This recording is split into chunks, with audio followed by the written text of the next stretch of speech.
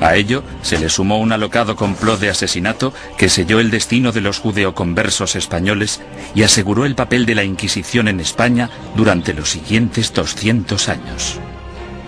Los judíos no ganaban nada convirtiéndose. La situación social no cambió en ningún sentido. Solo podía empeorar para la gente de origen judío. 5 años después de su nacimiento, la Inquisición se encontraba en plena forma, ganándose a pulso su temible reputación. Los conversos españoles, los judíos convertidos al catolicismo, no podían acudir a ningún lado en busca de justicia. Tanto la Iglesia como las autoridades civiles seguían la misma lógica aplastante. Todos los conversos que rehuían la Inquisición eran, por defecto, culpables. Todos los que daban el paso y se delataban a sí mismos eran, puesto que lo admitían, culpables. Y todos aquellos que eran juzgados y condenados eran, evidentemente, culpables. Los procedimientos interinos del Tribunal de la Inquisición se mantenían en privado y los informes se protegían cuidadosamente, incluso de la corona. Cuando la Inquisición española arrestaba a alguien, esa persona simplemente desaparecía en la cárcel hasta que la Inquisición acababa con ella. Los familiares y amigos quedaban a la espera, llenos de preocupación y sin poder ayudar. Los españoles convirtieron este hecho en un verdadero fetiche, el secreto. Me refiero a que este era uno de sus principios fundamentales, la creencia de que el prestigio de la institución dependía en gran medida de la capacidad de mantener intacto el secretismo. Para los acusados, la naturaleza surrealista y casi arbitraria del proceso generaba terror. No existía ningún juicio. Eran más bien audiencias tras las que el prisionero volvía a su celda. Después de todo el sufrimiento, que podía prolongarse durante semanas o meses, el acusado podía no llegar a saber los crímenes de que se le acusaba. Se le exigía constantemente, a veces bajo amenazas de muerte, que confesara. El acusado tenía que inventar explicaciones sin saber la naturaleza de la denuncia que se había interpuesto contra él. Y esto, a menudo, llevaba al encarcelamiento masivo de prisioneros que se negaban a confesar, porque creían que no tenían nada que confesar, y probablemente tenían razón. El 15 de septiembre de 1485, algunos conversos furiosos decidieron tomarse la justicia por su mano. Como inquisidor, Pedro Arbués se arrodilló delante del altar de la Catedral de Zaragoza. 8 asesinos le atacaron con cuchillos.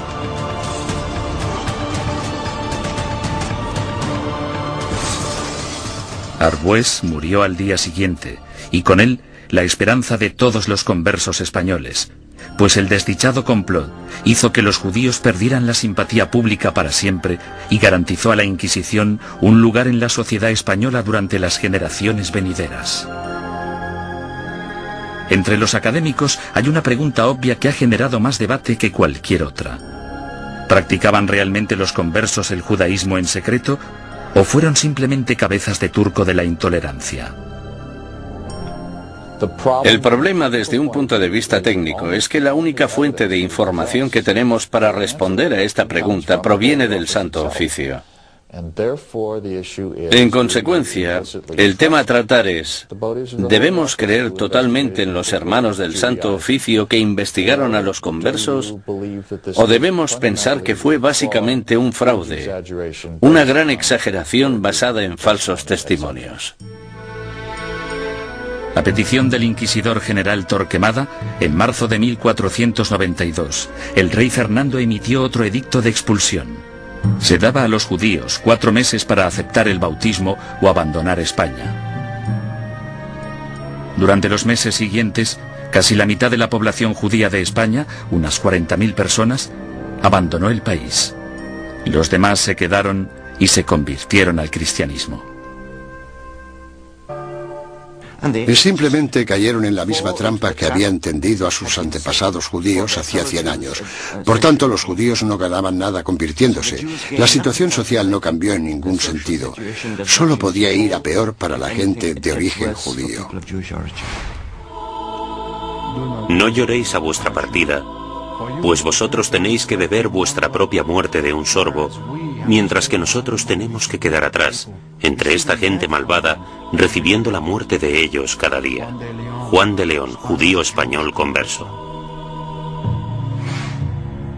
En 1499, la orden de expulsión se amplía para incluir a todos los musulmanes no convertidos de España.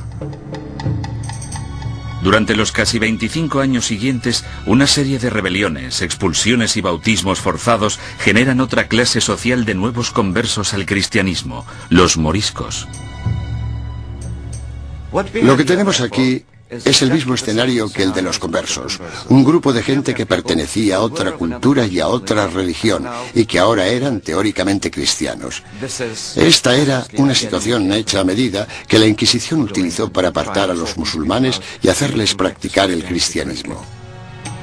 Las persecuciones de moriscos se triplicaron durante los siguientes 100 años. Sin embargo, estos no pudieron o no quisieron adaptarse. Finalmente, en 1609, las autoridades españolas decidieron que los moriscos eran imposibles de convertir y los expulsó a todos. El odio por la Inquisición española era tan intenso entre los musulmanes como entre los judíos. En su intento de conservar el catolicismo como la única religión de España, la Inquisición española encarceló a ciudadanos inocentes, confiscó propiedades, destruyó familias y mandó a miles de personas a la muerte. Lo que no utilizó muy a menudo, según los historiadores, es lo que la ha hecho tan famosa: la tortura. Una de las cosas que se han podido afirmar con seguridad gracias al reciente estudio de la Inquisición es que la tortura se utilizó en muy pocas ocasiones en dicha institución. La tortura se utilizaba única y exclusivamente para sonsacar la confesión, y una vez se había conseguido, la tortura cesaba. Los inquisidores se enfurecían si sus subordinados torturaban a individuos demasiado viejos, demasiado enfermos, leprosos o supuestos enfermos mentales. Tampoco querían que se torturara a niños. Pero no importa la poca frecuencia de uso, la Inquisición tenía reglas concisas sobre cómo ejercer la tortura. A los prisioneros, ya fueran mujeres u hombres, se les desnudaba. Solo se les cubría sus partes íntimas. No todo el clero de entonces practicaba el celibato, y todos los que lo practicaban no eran capaces de contemplar una escena de estas características una y otra vez sin sentir el más mínimo arrebato de sadismo o satisfacción sexual. Decir que esto podía prolongarse durante siglos es no comprender en absoluto la naturaleza de la sexualidad humana. La garrucha, versión modernizada de la estrapada medieval, se convirtió en el método de tortura más común. El potro, probablemente el instrumento de tortura más famoso de todos, también era muy efectivo, aunque tenía algunos inconvenientes.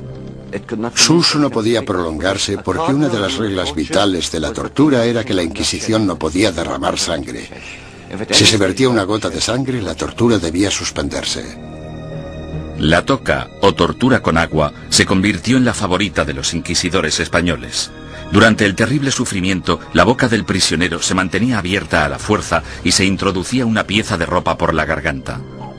Luego se vertía agua por la garganta, de modo que la pieza de ropa quedaba empapada y provocaba al prisionero violentos espasmos. Durante la Inquisición española, la tortura no podía aplicarse más de 3 veces y nunca durante más de 15 minutos. Las afirmaciones que hacían los prisioneros no eran legales, a no ser que las ratificaran 24 horas después, lejos de la sala de tortura. Hubo inquisidores que rompieron las reglas, aunque lo hicieron por ignorancia, más que por malicia. El buen juez debe hacer caso omiso de los gritos, lloros, suspiros, temblores o del dolor del acusado. Y toda tortura debe realizarse con tal cuidado que el acusado no se vuelva loco, ni quede herido, lesionado ni indebidamente angustiado.